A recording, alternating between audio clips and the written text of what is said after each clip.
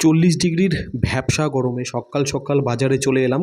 এসেই দেখি silver carp মাছ, আমার একটা পছন্দের মাছ। তা নিয়ে এসেই বাড়িতে গিন্নিকে বললাম, চলো আজকে এটা একটু শীতের আমেজে মাছের ঝোল খাবো। তাহলে লাগবে কি? লাগবে আলু, ফুলকপি, টমেটো। তা সবগুলোই বাজার করে নিয়ে এলাম, কেটে বেছে ধুয়ে একদম গিন্নি সব কিছু রেডি করে ফেললো। টমেটো কাটা, এই টমেটোটা বেশ সুন্দর গ্রেভি তৈরি করে, টমেটো পেঁয়াজ এগুলো মিশিয়ে। পেঁয়াজটাও কুচো করে কেটে নিয়েছে। এরপর আলু তো আগেই ভেজে রেখেছে। এইবার ফুলকপিগুলোকে বেশ সুন্দর সবগুলোকে সেম সাইজে করে একটু তেলে লাল লাল করে বেশ ভেজে নিল। এই ভাজাটা হয়ে যাওয়ার পর বেশ লালচে কালারের কিন্তু ভাজা, তারপর দেখুন মাছের পেটিগুলো একদম গরম তেলে ভাজা হচ্ছে, অসাধারণ। আর এই মাছের পেটিগুলো না সিলভার কাপের খেতে দুর্দান্ত লাগে, তবে যাদের কোলেস্টেরল বেশি একটু সাবধানে। এরপর কড়াইয়ে গরম তেল নিয়ে নেওয়া হলো।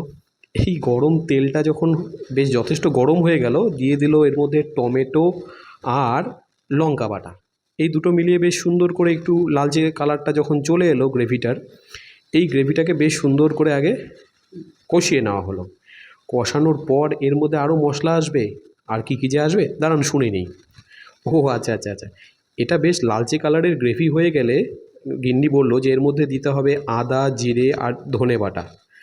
এই তিনটে বাটা একসাথে মিশিয়ে দিয়ে দিল, গ্রেভিটা সুস্বাদু হবে। অনেক সময় এটার মধ্যে ওই একটু বাদাম টাদাম দেওয়া হয়, তবে এখন গরমকাল দেখে এটাই অনেক, আর কিছু দেওয়া হলো না। বেশ গ্রেভিটা লালচে করে কষিয়ে নেওয়ার পর ওর মধ্যে ভেজে রাখা আলু ফুলকপিগুলো দিয়ে একদম সুন্দর মাখো মাখো করে কষিয়ে নিল। তারপর ওর মধ্যে জল দিয়ে মাছগুলো এক এক করে, আরে ভিডিওগুলো বানাতেই ভুলে গেছো। আহা, আমার গিন্নি মাছ ঢালা মাছগুলো ছাড়া এগুলো ভুলে গেছে। যাই হোক, মাছগুলো ঝোলে পড়ে গেছে, ঝোল টক বক করে ফুটছে, দুর্দান্ত লাগছে দেখতে। গরম ভাতে ওহ, অসাধারণ। হয়ে গেছে ঝোল কমপ্লিট। উপরে একটা বড় মাছের লেজা ভাসছে, দারুণ লাগে। এই মাছের লেজা যা অনেকেরই পছন্দ, আমাকে অবশ্যই কমেন্টে জানান কার কার এই মাছের লেজা ভীষণ পছন্দ। আমার তো দুর্দান্ত লাগে, এক্সেলেন্ট।